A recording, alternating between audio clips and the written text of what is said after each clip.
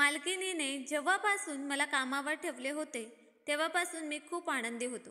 कारण माझ्या पगाराव्यतिरिक्त त्या मला दररोज 200 रुपये तर कधी 400 रुपये द्यायचे. मालकिनीने मला पहिल्यांदा 200 रुपयांची नोट दिली तेव्हा आश्चर्याने मी तिच्याकडे बघत होतो. तिने माझे केस विस्कटले आणि म्हणाली की तू खूप देखणा आहेस, तरुण आहेस आणि तुझ्या वयाच्या मुलांची तर खूप मज्जा आहे, असं सांगून हसत हसत तिथून निघून गेली.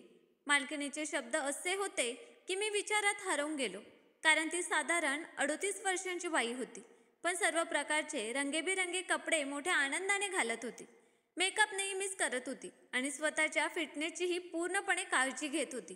काही वेळानंतर मालकीन परत माझ्याकडे आल्या आणि म्हणाल्या की एवढा का घाबरलेला आहेस, असं म्हणून तिने स्मित हास्य केले आणि त्यांनी माझ्या खांद्यावर थापट मारली आणि म्हणाल्या की तुला आणखी पैसे लागले तर मला सांग, लाजू नकोस. तिने एक डोळा बंद केला होता. मी फक्त तिच्याकडे बघत राहिलो. किती विचित्र बाई होती ती. श्रीमंत माणूस होता पण म्हातारा होता. वयाच्या 80व्या वर्षी सुद्धा संपूर्ण व्यवसाय त्याने एकट्याने सांभाळला होता. तो बाहेरच्या देशातही जात होता. त्या दोघांना मुलबाळ नव्हतं. शॉपिंग आणि दुसऱ्या ॲक्टिव्हिटीमध्ये मालकीन जास्त वेळ घालवत होती. कधी ती पार्टीला जात होती तर कधी आपल्या मित्रांसोबत पिकनिकला जात होती. ती जेव्हा घरी असायची तेव्हा ती नोकरांसोबत हसत मस्करी करत राहायची. मी गरीब होतो पण तरुण होतो. माझे वय 30 वर्ष होते. गरीब असूनही मी 12वी पर्यंत शिकलो, पण मला कुठेही नोकरी मिळाली नाही.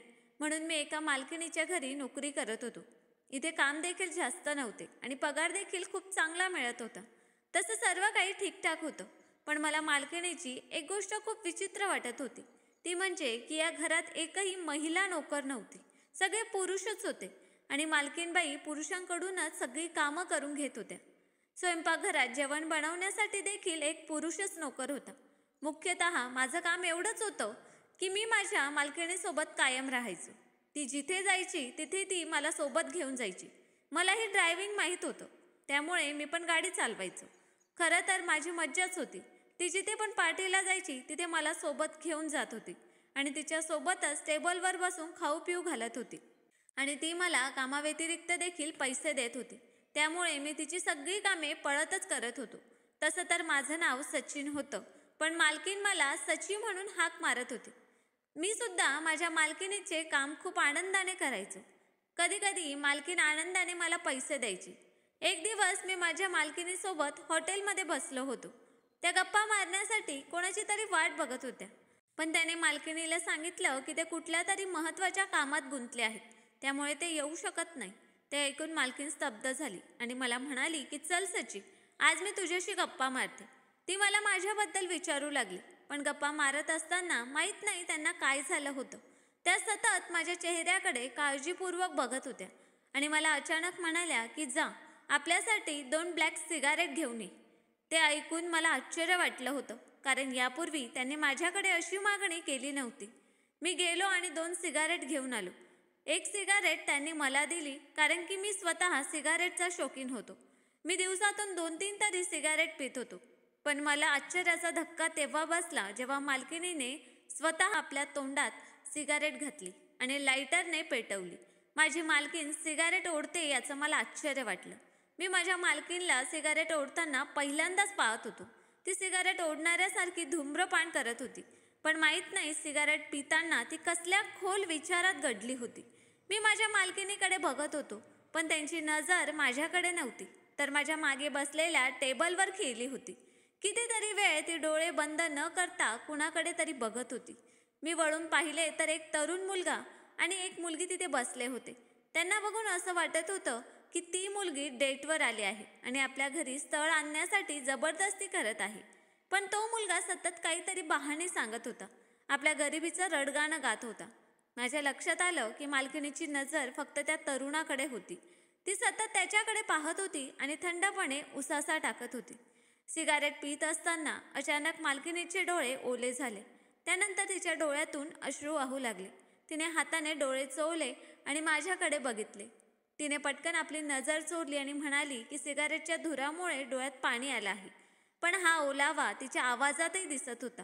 कुठून आला ते कळत नव्हतं, पण आज मालकीन मला खूप उदास वाटत होती. नाहीतर नेहमीच त्या हसत राहत होत्या. मी मालकिनीला म्हणालो की चला आपण घरी जाऊया. तर त्या म्हणाल्या की ठीक आहे. मग त्यांनी समोर ठेवलेल्या प्लेटमधून एक टिश्यू पेपर घेतला आणि आपल्या पर्समधून पेन काढला आणि त्या टिश्यू पेपरवर काहीतरी लिहिले. तिने तो गुंडाळला आणि मला दिला आणि म्हणाली की हे तुझ्या मागे बसलेल्या तरुणाला दे आणि त्याला सांग की मी ते दिलं आहे. मी तो टिश्यू पेपर घेतला आणि त्या तरुणाकडे दिला. तो माझ्याकडे बघू लागला आणि त्याच्या समोर बसलेली मुलगी देखील माझ्याकडे बघत होती. तो म्हणाला की हे काय आहे? मी मागे मालकिनीकडे बोट दाखवले. मी म्हणालो की ती माझी मालकीण आहे, त्यांनीच हा टिश्यू तुमच्यासाठी दिला आहे.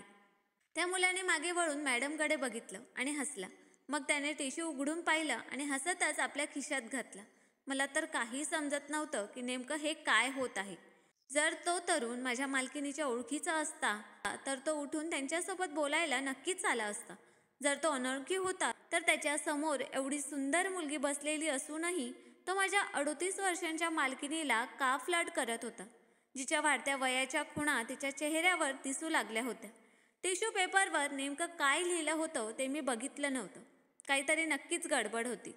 ती मला म्हणाली की चल, माझे काम झाले. त्यांचं बोलणं ऐकून मला आश्चर्य वाटलं. त्यांचं कोणतं काम झालं होतं? काही वेळानंतर आम्ही घरी परतलो. मालकीण घरी येताच झोपण्यासाठी निघून गेल्या. मी पण घरी आलो आणि मी माझ्या बेडवर झोपलो. पण झोप काही लागत नव्हती. सारखं सारखं हॉटेलचं तेच दृश्य माझ्या डोळ्यांसमोर फिरत होतं. त्या तरुण मुलाचा चेहरा माझ्या डोळ्यांसमोर येत होता. मला जेमतेम झोप लागलीच होती की तेवढ्यात मला पार्किंगमध्ये गाडी सुरू झाल्याचा आवाज आला. मी घड्याळात पाहिलं तर रात्रीचे 1 वाजले होते. मी विचार करू लागलो की कोण आहे आणि एवढ्या रात्री उशिरा बाहेर जात आहे. मला तर झोप येत नव्हती म्हणून मी उठलो आणि लॉनच्या दिशेने चालू लागलो. जेव्हा मी लॉनच्या तिथे पोचलो तेव्हा मला दिसले की गाडी खूप वेगाने गेटच्या बाहेर गेली होती. माझी मालकीण गाडीत बसलेली होती. मोकळे केस आणि फुल मेकअप करून ती तिच्या वयापेक्षा खूपच लहान दिसत होती. मला आश्चर्य वाटत होतं की ती यावेळी कुठे जात होती. वॉचमॅन दार बंद करतच होता की तेव्हा मी वॉचमॅनकडे आलो आणि म्हणालो की यावेळी मॅडम कुठे चालले आहेत. माझं बोलणं ऐकून त्याने माझ्याकडे रागाने पाहिले आणि म्हणाला की असा प्रश्न विचारणारा तू कोण आहेस? हा प्रश्न तर कधी मालकांनी देखील मॅडमला विचारला नाही की रात्रीच्या यावेळी त्या कुठे जातात. मॅडमला कधीच त्यांच्या गोष्टीत हस्तक्षेप केलेला आवडत नाही. वॉचमॅनचं बोलणं ऐकून मी पुन्हा माझ्या खोलीत आलो आणि विचार करू लागलो की याचा अर्थ मालकीण सुरुवातीपासूनच यावेळी बाहेर जाते आणि मालक देखील त्यांना नकार देत नाही. पण यावेळी त्या एवढा मेकअप करून कुठे जातात? पहाटे 5च्या सुमारास गाडीचा हॉर्नचा आवाज ऐकू आला. ही मालकींचीच गाडी होती. गाडीचा आवाज ऐकून आम्ही सर्वट क्वार्टरमधून घरामध्ये आलो. मी घरात प्रवेश केला. मी सकाळी 7 वाजेला कामाबद्दल विचारण्यासाठी मालकींजवळ आलो होतो. पण त्यांचा नोकर म्हणाला की ते आता झोपलेले आहेत. जेव्हा त्या उठतील तेव्हा आम्ही तुला बोलवू. मालक परदेशात होते आणि जेव्हा ते घरी येत होते तरीही दोघं वेगवेगळ्या रूममध्येच झोपत होते.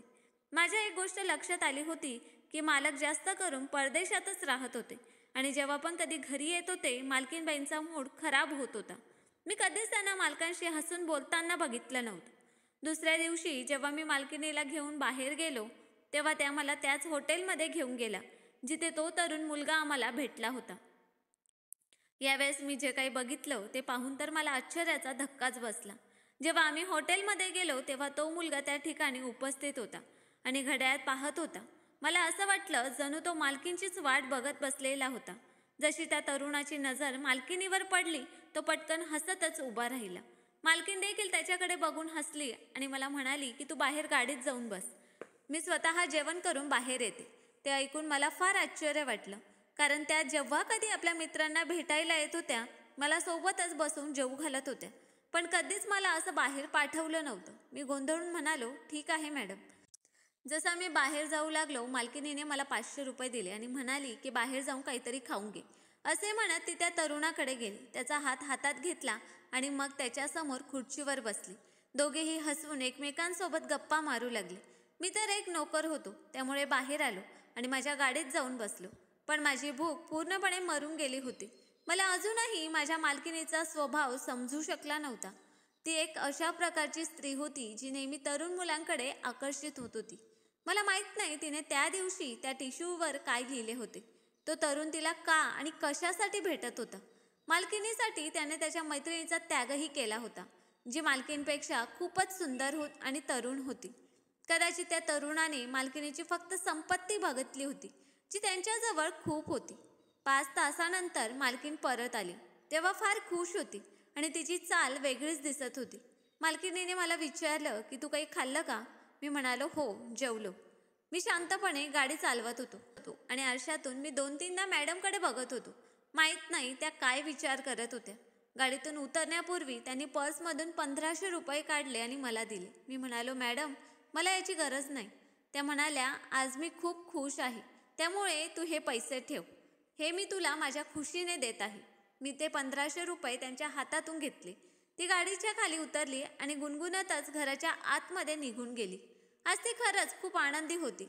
तिचा आनंद तिच्या चेहऱ्यावर दिसत होता. आता रोज असंच घडू लागलं होतं. मालकीन रोज रात्री 1 वाजता जात होती आणि सकाळी 5 वाजता परत येत होती. पण एक दिवस मी बघितलं की मालकीन रडतच परत आली आणि सरळ आपल्या रूममध्ये निघून गेली. मी विचार करत होतो की मालकिनीला नेमकं काय झालं असेल. दुसऱ्या दिवशी मी जेव्हा कामानिमित्त त्यांच्या घरी गेलो तेव्हा मालकीन सोफ्यावर बसून टीव्ही बघत होती.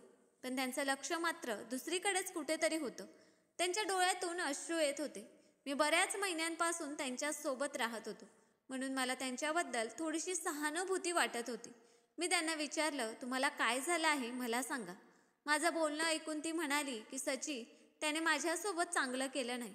असं म्हणून ती हुंदके देऊन रडू लागली. मला समजलं होतं की त्या मुलाने त्यांना धोका दिला आहे. मी मालकिनीला म्हणालो की नवऱ्याशिवाय चांगलं कोणीच नसतं. माझं बोलणं ऐकून ती हसली आणि म्हणाली की जर एखाद्या स्त्रीला नवरा नको असेल तर तिने काय करावं. मला रात्रीपर्यंत कुठल्याही किमतीत 5 तरुण मुलं हवी आहेत. जर तू माझं काम केलं तर मी तुला माल करेल आणि त्या मुलांना देखील मोठी रक्कम देईल. त्यांचं बोलणं ऐकून मी त्यांच्याकडे आश्चर्याने बघू लागलो. असं म्हणत असतानाही त्यांच्या डोळ्यातून अश्रू वाहत होते. माझ्या परिसरात असे तरुण होते ज्यांना अशीच नोकरी करायची होती, ज्यात त्यांना चांगले पैसे मिळू शकतील. मी त्या तरुण मुलांना सांगितल्यावर ते सगळे तयार झाले. पण मी फक्त 5च तरुण आणले होते आणि त्यांना मालकिनीच्या ताब्यात दिले. मालकिनीने त्यांना चांगले कपडे दिले आणि त्यांना परिधान करून तयार होण्यास सांगितले. ते देखील कपडे घालून तयार झाले होते. आम्ही सगळेजण पुन्हा त्या हॉटेलमध्ये गेलो. तो तरुण देखील तिथेच टेबलवर बसलेला होता. आम्हाला सर्वांना मालकिनीसोबत बघून त्या मुलाला खूप राग आला आणि तो मालकीनजवळ येऊन म्हणाला की मला तुझ्याकडून ही आशा नव्हती. मालकीन म्हणाली की जर तुला माझ्याशी संबंध ठेवायचे नाहीत तर मग तुला काय करायचंय, मी काहीही करेन. त्या तरुण मुलाचा चेहरा रागाने लाल झाला आणि तो म्हणाला की माझ्या नकारामुळे माझे तुझ्याशी असलेले नाते संपुष्टात येऊ शकत नाही. त्याने सर्व मुलांना सांगितले की इथून निघून जा आणि खबरदार पुन्हा जर या बाईसोबत दिसलात तर. ती सगळी मुलं माझ्याकडे टक लावून पाहू लागली. मलाच काही कळत नव्हतं. मी म्हणालो, भाऊ, मालकिनीचा काही आक्षेप नसताना हे सगळं सांगणारा तू कोण आहेस? तो तरुण म्हणाला की मी त्यांचा मुलगा असून आईजवळ कुणालाही सहन करू शकत नाही. त्या तरुणाचं बोलणं ऐकून मला मात्र आश्चर्याचा धक्का बसला होता. तो तरुण मालकिनीच्या पहिल्या नवऱ्याचा मुलगा होता. मालकिनीने माझ्या मालकाशी दुसरे लग्न केले होते. पहिला नवरा गरीब होता, म्हणून मालकिनीने त्याला घटस्फोट दिला होता. पैशाच्या लोभामुळे तिने माझ्या मालकाशी लग्न केले. त्याच्याकडे भरपूर संपत्ती होती, पण त्याच्याकडे मालकिनीला प्रेम देण्यासाठी आणि त्यांची काळजी घेण्यासाठीही वेळ नव्हता. मालकिनीला नंतर या गोष्टीचा पश्चाताप होऊ लागला. त्या दिवशी तिने त्या तरुणाला पाहिले तेव्हा तिने आपल्या मुलाला ओळखले. तिने टिश्यू पेपरवर तिचे नाव लिहिले आणि त्यानेही तिला ओळखले. ती रोज त्याला भेटायला जायची आणि त्याला आपल्यासोबत येऊन राहायला सांगायची. पण त्या मुलाला हे मान्य नव्हतं. तो म्हणत होता की मी अशा बाईसोबत राहणार नाही जिने परपुरुषासाठी माझ्या बापाला सोडलं. म्हणूनच मालकीन त्या मुलांसोबत त्याच्या समोर आली होती, जे त्याला सहन होणार नाही आणि तेच घडले. त्या मुलाने मालकीनसोबतचे नाते कबूल केले, पण तरीही तो त्यांच्यासोबत राहायला आला नाही. आपल्या वडिलांजवळच राहत होता. हे नक्की झालं होतं की तो रोज त्यांना भेटायला येत होता आणि तासनतास गप्पा मारत होता. कधी कधी सत्य हे डोळ्यांना दिसत नसतं. सत्य काही वेगळंच असतं. कधीही कोणतीही गोष्टीची शहानिशा केलीच पाहिजे. त्या बाईसोबत जे घडलं ते योग्य होतं की अयोग्य ते कमेंट करून सांगा आणि व्हिडिओला लाईक व चॅनलला सबस्क्राईब करायला विसरू नका. धन्यवाद.